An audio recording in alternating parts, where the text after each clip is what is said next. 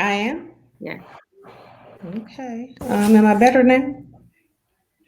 I don't know Hello, how. everyone. Hello. Good afternoon. Good afternoon. Welcome, everyone. We are going to just pause for a moment, give people a moment to join us, but we thank you ahead of time for those of you that are watching this later for joining us this afternoon on a very special discussion. We are excited to be here. My name is Tanya Hawley.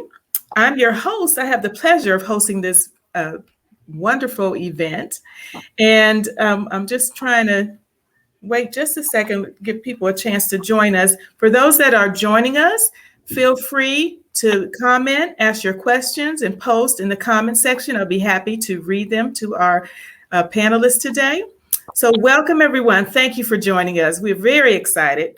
Again, my name is Tanya Hawley. I'm your host. I'm a marketing consultant with HR Knowledge Source, known as HRKS. I have my colleagues here, my very educated and knowledgeable colleagues here with me this afternoon.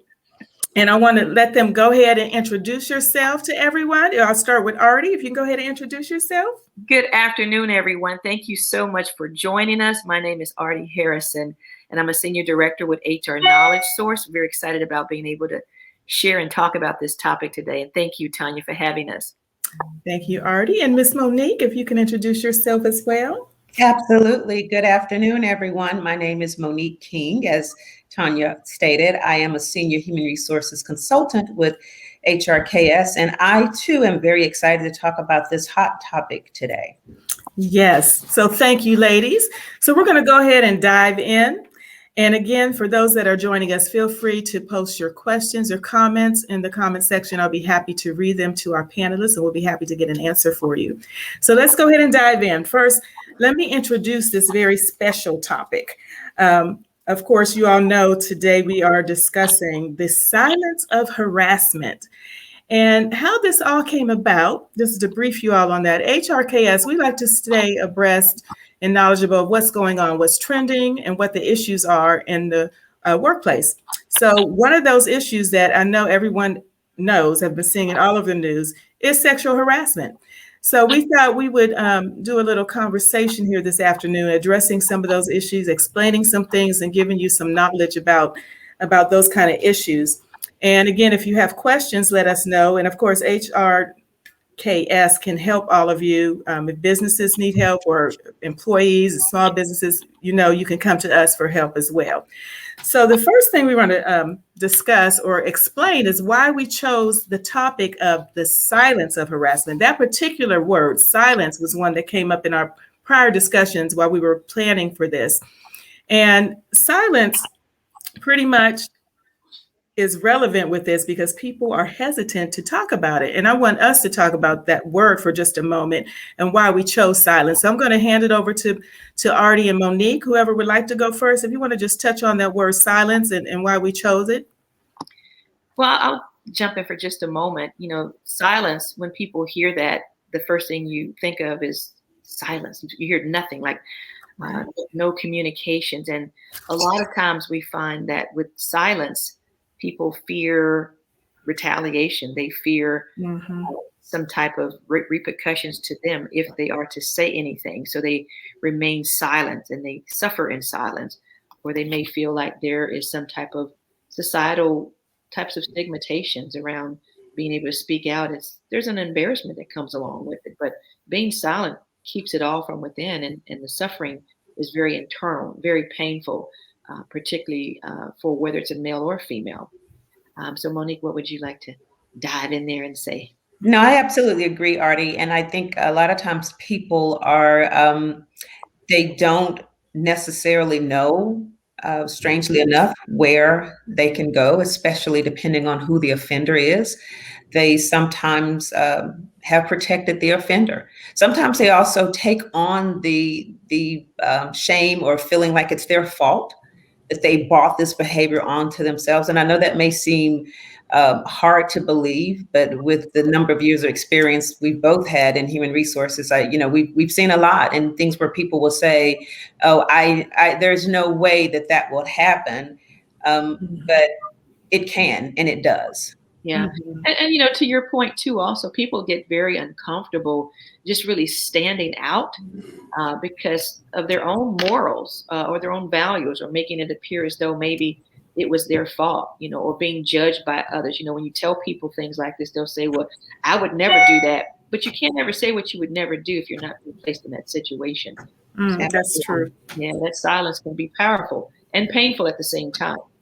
Yes, that was powerful what you said, Artie. When you say the silence, suffering and silence, I think that's pretty powerful, because a lot of times we think of that as a physical suffering. When people are suffering with various sicknesses or illnesses or diseases, they suffer in silence. A lot of times we don't know when people are sick, but this takes on a new meaning when you're talking about a harassment and you're suffering in silence. Is someone actually suffering at their workplace because they're afraid to say something? That's very powerful, I think. Well, let me add to that too, Tanya, because when we were talking about even presenting this topic, um, the comment was made referencing Hollywood, right? And the Me Too movement, and the fact that, to Artie's point, people feeling uncomfortable or judged, that people were just coming when the Me Too movement hit. It was a lot of people saying, why now? Why had they said anything in so long? Well, it's all of these reasons that we're talking about. It's, feeling inferior, feeling like you didn't know who to go to, protecting the perpetrator, all those reasons. But there are several reasons that people will sit back and not say anything, and then even be uncomfortable with saying something because they're feeling like they're going to be judged. But like what the Me Too movement showed was, clearly there were a lot of people that were silent, but when someone finally spoke up, then they were like, you know what, it happened to me too. It happened to me too. Oh, this is widespread. And clearly there were a lot of people who were, quote unquote, suffering in silence. So hence we're here today. Yes. And to your point, I apologize, Tanya, but to your point, I think maybe each of us at some point has probably said, why are they waiting 13 years and they're coming out with that? For us to be so judgmental of the pain that others suffer, this Me Too movement, like my colleague Monique has said, allowed for a forum for women to come out and others to speak up and say, it's happened to me too. Even though it was 13 years ago, the pain is still real. There's triggers for that stuff. So through this whole journey of being in HR along with Monique, you just learn not to make those types of judgments about people. Yes. And my favorite one was, I would never do that. People say that all the time. It drives me crazy when people always say, oh, I would never do anything like that. I would never do that. Because you have to put yourself in someone else's position. You have never been in that circumstance. And people are they commonly say that, use that phrase, I would never do that. And I think we take that for granted and judge people based on what we think we would never do, but we haven't been in that situation yet. You don't know yourself. And, I was one of those people that, like many people that may look at TV and look at scams and say, oh, that wouldn't be me. Well, I got scammed on Craigslist buying puppies. And I never thought that I assumed that I could see through it. And it was when it finally escalated, like in sexual harassment and other things, that it started clicking. But and I don't want to spend, I know we got to move on, but maybe as we talk further, just to highlight our own personal experiences, I shared with you, Tanya, just as an HR professional. Yes. And early in my career, I found myself in a situation where I was harassed. It wasn't, well, it was certainly someone came on to me and made sexual advances. Let me say that. It wasn't harassment, but they made sexual advances, which falls under sexual harassment. Very prominent position in our company. And I didn't say anything. Now, but wait, don't go any further, Monique. We're going to save that. That's one I definitely want you to share. Yes, but a little bit further down in the conversation, because that found that quite interesting, that whole story. And I think I want you to share that with people just once we get in the meat of it, I'll say. Absolutely. Okay. So let's move on and let's go ahead and talk about the workplace harassment. How would you explain that specifically, since that's what we're really talking about? Because there's a lot of stuff going out in the world, but we want to kind of focus on that since that's what we're about. So if Monique or Artie, whoever wants to start with explaining that, you can go ahead. Yeah, sure. No problem. So, just creating some balance around what is harassment, because a lot of people use it and throw it out, and it feels a lot different for a lot of people. But Right. harassment is really a form of employment discrimination. And there are three major laws that it violates. And one of those is Title VII of the Civil Rights Act from 1964, and then the Age Discrimination Act of 1967, and also the Americans with Disability Act of 1990. And basically, Mm. harassment is just unwelcome conduct. And it's really based on protected classes such as race or color. It could be religion, sex, including pregnancy, it could be sexual orientation, citizenship, even veterans and military status, someone's national origin, uh, even age, which is over 40, could be disability, someone's genetic information, or any other characteristic that's protected by law. So if it's protected by law, a person experiencing that would be considered as violation of those three laws that I've just mentioned. Great. Thank you, Artie. And Monique? Yeah, and what I'll add to that, what's interesting is in HR, laws are constantly changing. And so we are always having to keep abreast of especially those laws and protecting the employment rights. And so what Artie was mentioning, all those categories, that has expanded so much over the years. And I went today and I was reading another policy that I have, and what it says is a person's actual perceived. And then it went on to say race, religion, color, sex, including pregnancy, childbirth, breastfeeding and related medical conditions, sexual orientation, gender identity, gender expression. So it's so many things that harassment covers. But what I found interesting is the word perceived. And that Yeah. is very, very powerful, because if I perceive that how I choose to express myself as a gender, how I choose to identify, any way I perceive to identify in any of those categories are protected. And so that's the overarching arm of harassment and how it extends. And there's a big arm of protected classes that sometimes people don't know, but more importantly is that it constantly is growing with our world that's changing. And so that list just Mm. gets bigger and bigger. And that's a great point, Monique. I mean, that is Yeah. spot on right there. Even if you think about, you have a lot of mixed races, and how you identify, and someone comes up and say, well, are you, for example, Hispanic? And they are offended by that because perhaps they are, Italian or some other race. I remember my daughter, when she was younger, even now, she used to get approached like that a lot, saying if she was Hispanic or something like that. By the way, she is African American, just for the record, but there are African Americans that come in different hues. We come in different colors and packages. So it's not fair to assume one or the other. And she learned how to manage that. But initially, that was bothersome for her. Like, how do you handle somebody telling you you're something else? Is something wrong with me? And in essence, you're not. So great call out, Monique. Yes, that's really interesting. But also that word perceived.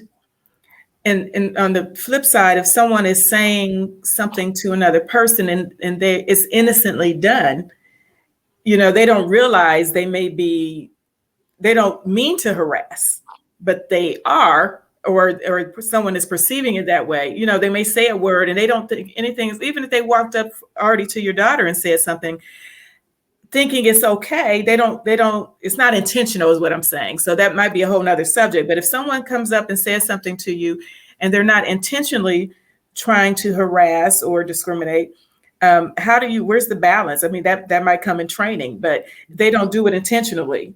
Well, let me jump in there just for a second, Art, because I was just waiting when you said intentional. When you look at harassment, it is not about your intent; it's about the impact that it has on a person. You also have to consider a reasonable person perceiving that. So it can't be someone that's so. If you came and said that someone said this to me and they only did it one time, that's not harassment. That's not me. But if every time I see you and you look Hispanic or whatever, and I just assume that you can't understand English and I begin speaking loudly, can you hear what I'm saying? Do you understand? And you do that all the time, then it takes on a different form. So you have to look at not only, because a person could say, well, I didn't intend to do that. And if you only did it once, then that's understandable. But if you continue to do it, then the impact on that person is what's more important than what your intentionality was, because you were continuing to do it over and over again. Yeah, that is fantastic. That is spot on right there. And if I can expound just a little bit on yes, go right ahead. I mean, that is spot on right there.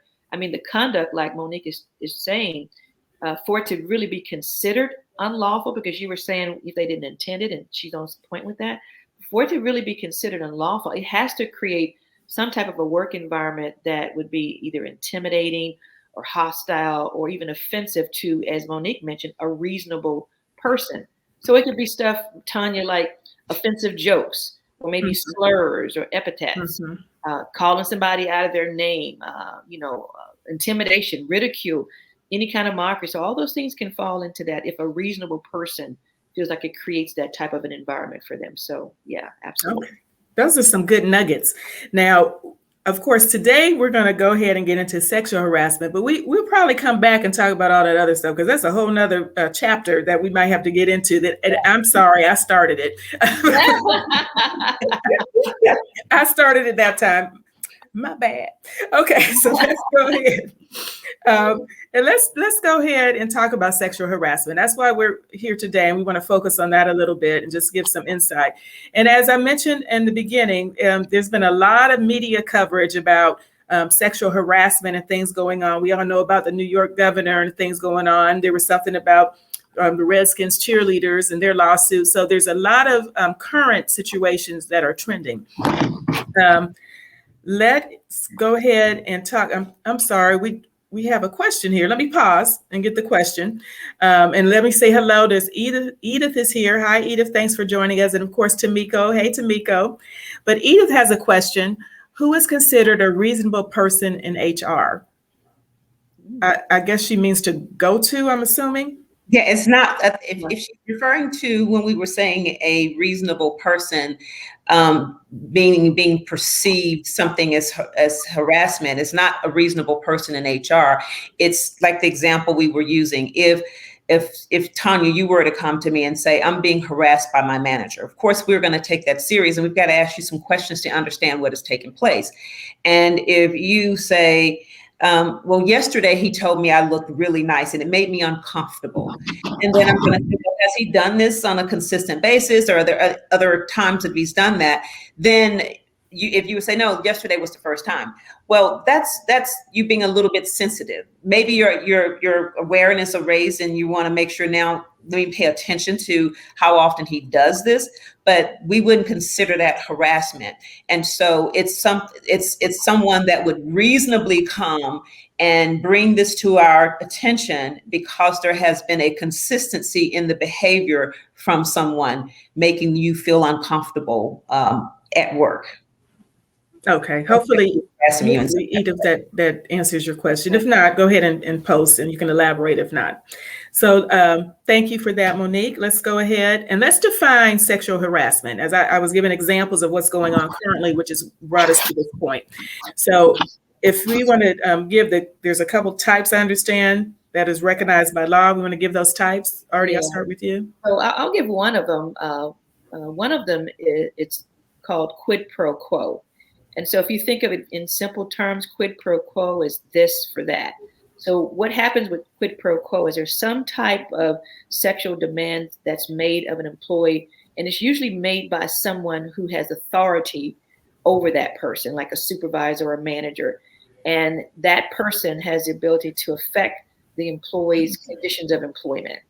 And so if some type of a threat is made that they're going to suffer some type of a consequence if they don't give in to the sexual demand. So that would be quid pro quo, this for that. Maybe they'll get a bad schedule, or have to work on weekends a lot, so that person has control over their employment in some fashion. And so that's what the quid pro quo is, this for that. Okay. Mm-hmm. Thanks, and I'll add to that too, even with the quid, you said they may get a bad schedule and things, but they also may get a promise of promotion. So they may get a promise if you do this, or I'll hire you if you.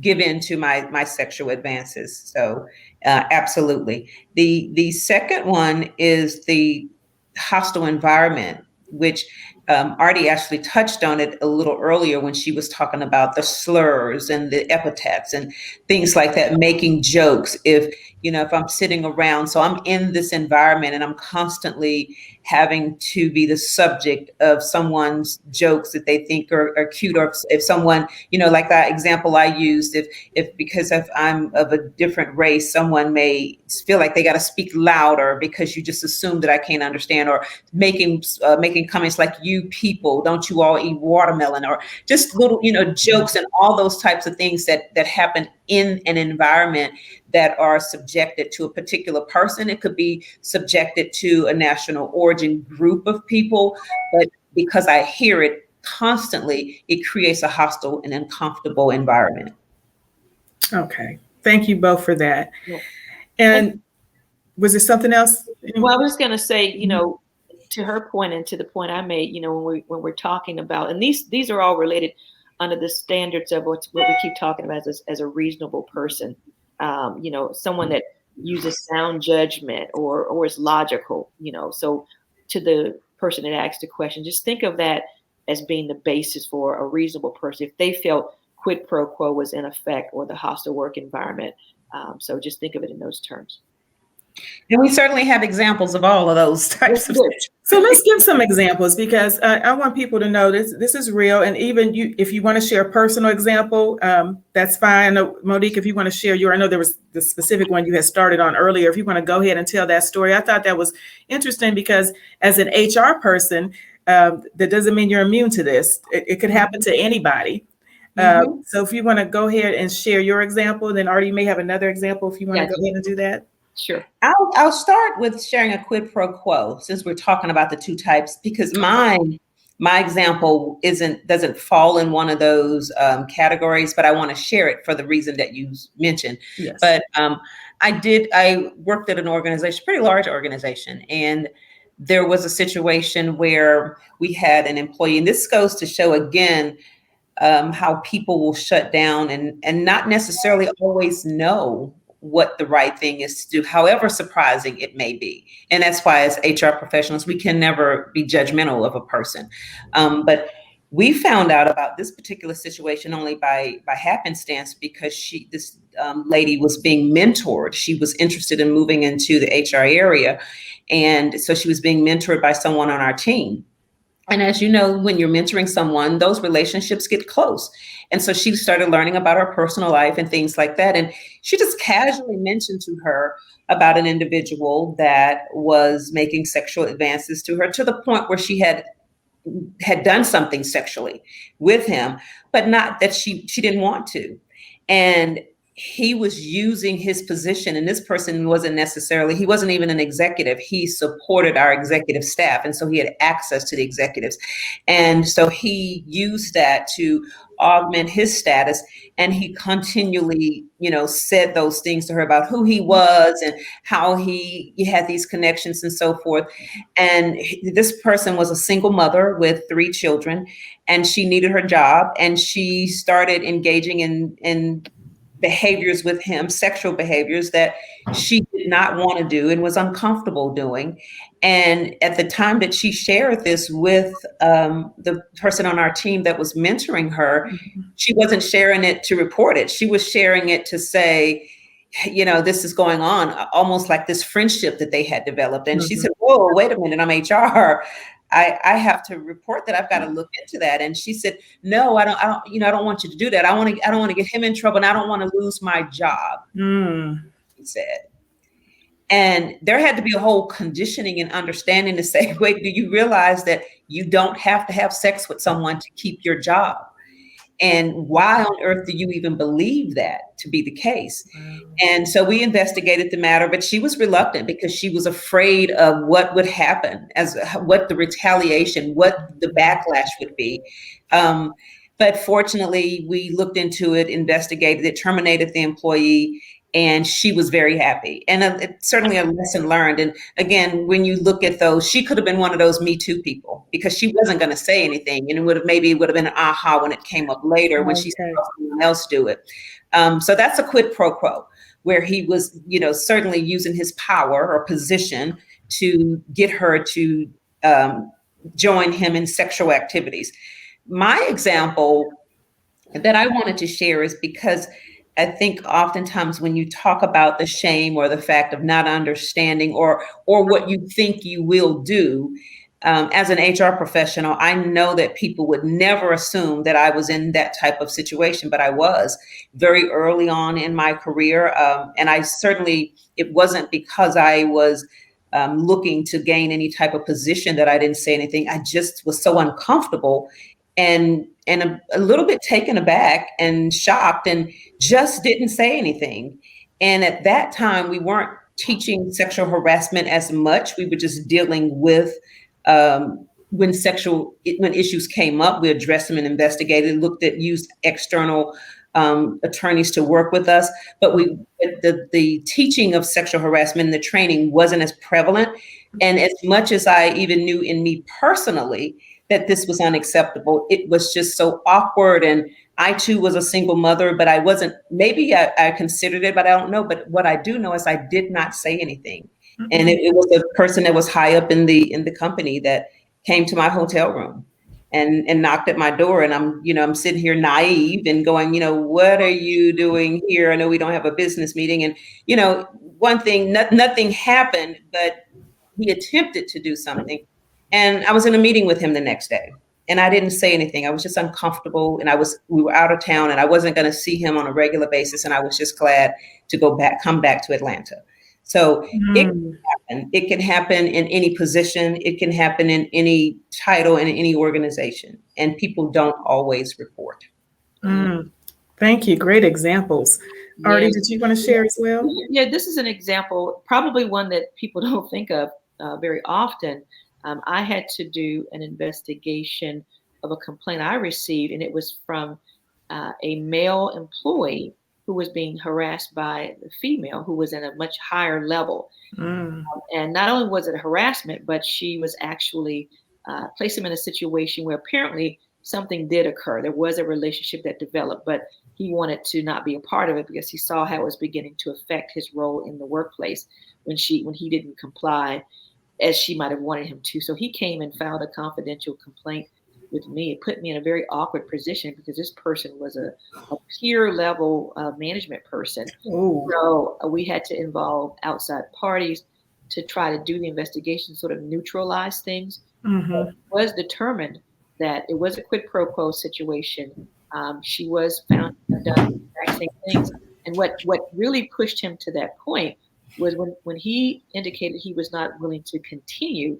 Apparently there had been some pictures taken and she had planted those pictures in different places in the area that he worked so that if an investigation could be found, they would be found on his terms. Wow. Hers. So it really became a huge thing. But this is just an example where quid pro quo, it can be male, female, male, male, female, female, male, and then female to male. But it's considered the same. And I applauded him for just coming forward, even though he was a participant. I applauded him because it's not very common or often that men will make those types of complaints. It's really kind of embarrassing to some degree. So it was an awkward situation, but it does happen. You know what, Artie, to that point, you're exactly right. I had a situation where I was doing a training once and I was, done with my training. I was packing up, coming back to Atlanta and a gentleman pulled me to the side. And this actually goes to the example of the hostile work environment. And it was a man. And he was saying to me, listen, whenever I'm sitting and we're having meetings, and the majority of his team, they were all men, or when we're at lunch, they are making all these comments about women and sex and, saying all these things. And it makes me uncomfortable. But he was embarrassed to say anything because he was a man and he felt like he wouldn't be considered to be a man's man if he spoke up. And he was a Christian and he didn't speak like that, but he wanted to be a part of the team. And so so they would just uninvitingly invite him into the conversation. Don't you feel the same way, Joe? Ha ha ha. And he would just kind of, laugh it off, but not feeling comfortable saying anything. And so those are, so I'm glad you mentioned about the male, because a lot of times people assume that it's always females and that it doesn't happen to males, or, that they would be pleased by it, but that's not always the case. And I think in some cases, because of them, the stigma that what it means to be a man definitely keeps them from speaking up publicly about it. He wanted to bring it to my attention, but he still didn't want me to say, well, Joe said this, but just that we could address it broadly so that they understood that it was inappropriate. Yeah. And to that point, Monique just threw something out when she gave the example, and he was unintentionally brought into the conversation in the workplace. Those types of groupings can be identified as inappropriate mutual banter. You can have employees just having jokes and saying things. Someone in that conversation is uncomfortable, but uncomfortable to the point where they're not willing to say anything because of the fear of what it'll look like. But maybe the joke was offensive or it was against their morals. So those things can happen in groupings, and people suffer in silence again. There's that word, silence. Powerful. Thank you for those examples. Those were great. I would have never thought about the one, Monique, you gave about the gentleman and being in a male environment and feeling uncomfortable. How that would be a sense of harassment or sort of, in some way. I never would have thought of that. And actually, I have to admit, I'm kind of surprised that a man reported that, but because I would never think on those terms that a man would be offended by something like that. So I could see why they were hesitant, because of how we put them in a little box of how all men are going to be comfortable with this, and they're not. And I think that's in general. And it's the same way we objectify women, right? Right. Women have I think, as I was speaking earlier about sexual harassment, the training of sexual harassment wasn't something that was done initially in organizations. You had Title VII, but you didn't have sexual harassment training. What companies did was implement that, because it was a way to show that here's a way that what we're doing to prevent these things from happening. But if you think about the advertising agency and things a long time ago where women were considered sex objects. And so it was normal for men to expect women to have short skirts on, or to touch women, or call them babe in the workplace. And it just, whether a woman felt uncomfortable or not, it was kind of just accepted. It was the status quo. And then you bring in sexual harassment training and laws, doesn't mean that people automatically stop doing it or necessarily got it. And then, so it's two-sided. It's like that double-sided coin, where the man feels like, well, I'm supposed to be a man. And just like you said, and you didn't even think about it when you were saying it. I didn't think the man would feel that way. Well, men know that. They know that people don't think that they should feel that way, so they don't say anything. Right. And to your point, that situation that I described, it also ended up in me having sexual harassment training done in the company on a regular basis, which is the outcome here, that there not only needs to be regular sexual harassment training, as Monique said, it's changed tremendously in terms of its definition and what could be considered as that. So you want to keep the employees up to date as to if what they're experiencing can fall into that category, then they need to be knowledgeable of how to deal with that. So, yeah. Right. And HRKS can give that knowledge, just so everybody knows. So we'll make sure we talk about that in the end. We actually just have a few minutes left, but I wanted to, one thing you touched on, I had down, what if you aren't at work? As far as, you're not physically at your work office or location. Some people may assume it always happens at work, but from even your example a couple of examples gave, you weren't actually in the workplace environment. Can you talk on that a little bit? Absolutely. I'll throw a few points out on that one as well. That comes up quite a bit, and things that happen outside of the workplace can make their way back into the workplace. Inappropriate text over the weekend, or out at a sports bar with some friends that all happen to work at the same place, and something inappropriate happens. They come back to work, they report it to either the manager or HR. So those outside activities can have an impact because they'll make their way back into the workplace. Social media has been a big push in increasing the exposure to harassment for people. People don't recognize that truly has an impact. So those are a couple of points around that. Thank you. Monique, did you want to touch on that, or are you good? No, I agree. It's the same thing. It's that if it's a lot of times it's if it's a work party, or if it's, hey, let's get together for happy hour, that's an extension of work, so to speak. You're with the people that you work with, and you're bringing that atmosphere back into the workplace. And so if it happens, just because it didn't happen at 4920 Mockingbird Lane where you work, it still happened with a co-worker. So you do have and especially if it becomes a manager and so forth, and that happens. Okay, great. Thank you. And so lastly, my last question I officially have is, what actions should people take if they feel like they are harassed, sexually harassed or harassed, period? Artie? Well, first of all, if they're in the workplace, they should report it to HR. HR has a duty to act, which we've talked about that prior to going online here. They have a duty to act. Particularly if it's your immediate supervisor that's involved, you want to report it to HR or anyone in the organization that's of a management level if you experience this. And typically when that's done, then there are protocols that HR should put into play, such as an investigation. Depending on what it is, if the individuals are at the same location, someone might be separated. So it depends on what's going on. But the first and foremost thing is to report it to HR. Would you say, Monique?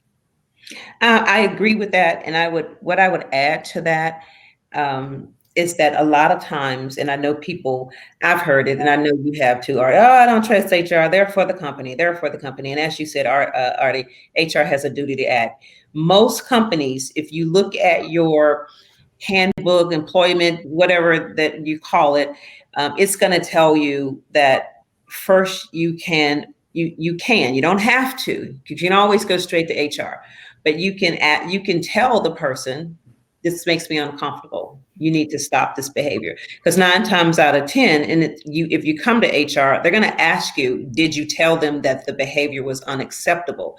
Some people may be offended by that question, but we want to understand, did you let them know? Because sometimes that could be an immediate, oh my gosh, didn't realize. And surprisingly enough, sometimes people don't realize the obvious is offensive to someone.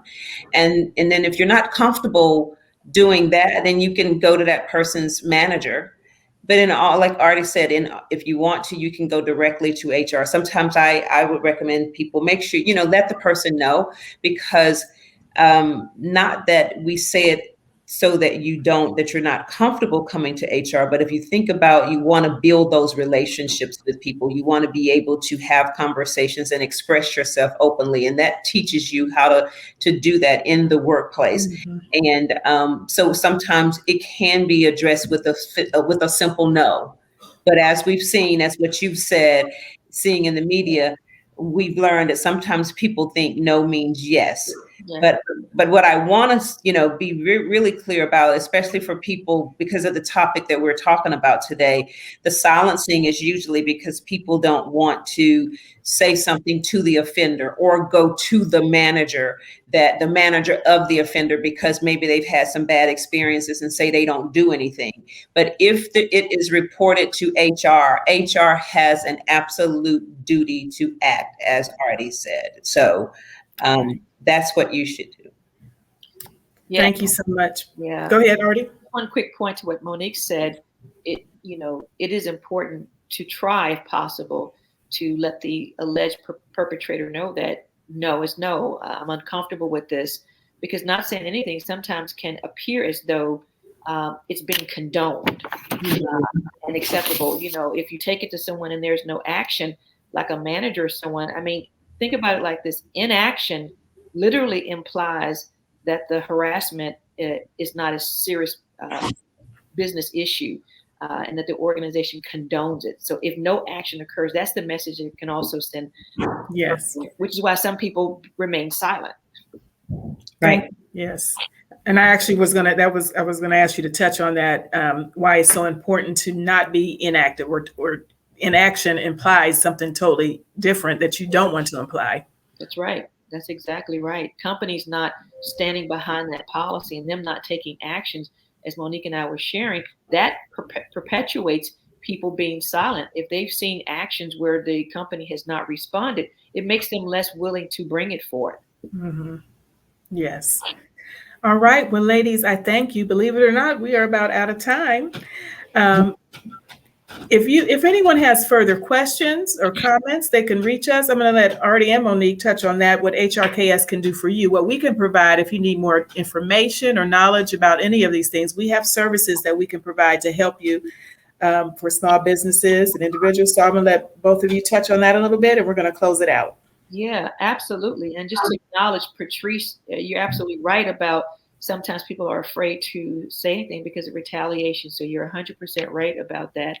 So HRKS, we offer consulting services for these types of sensitive employee relations matters. We can provide training on things like managing difficult conversations and situations. So we can customize training. We also do executive coaching. So we can play a part in helping to maneuver through some of these challenging employee relations matters. Yeah. And I'll add to that because you covered the full suite. But I really like the fact that you said the management and executive coaching, because what oftentimes I've noticed employees do is they line up management with the company, but forgetting that the company also has liability that they have to be concerned about. So the fact that providing that coaching, don't assume, because we've seen there through enough behaviors that leaders don't always know the right way to behave. So yes, not only providing just that training to the employees, but also training to the leaders as well, and individual executive coaching to help understand what's appropriate and inappropriate in the workplace. Absolutely. Yes, thank you. And Leah had a comment. Leah says, love that recommendation, Monique, that you said earlier. Sharing that something is not acceptable with the person who said it is so crucial. HR can certainly help with this initial conversation if needed. Thank you for that, Leah, and Patrice, your comment as well. So everybody, if you need more information, be sure you contact us. You can go to our website, hrknowledgesource.com. You can also follow us. Please follow us on all of our social media outlets at HRKS LLC. Feel free. Questions, you can still comment on here. We're going to do a part 2. We got a lot more to talk about. We're just limited right now. So for those of you that have joined us, we thank you so much. Please continue to follow us. If you have questions, hit us up. We'd be happy to answer and help you with anything you might need assistance with HR related, because HRKS, we know HR. Thank you, everybody. Have a great afternoon, and we'll see you next time. Bye-bye. Bye-bye. Thank you. Bye-bye.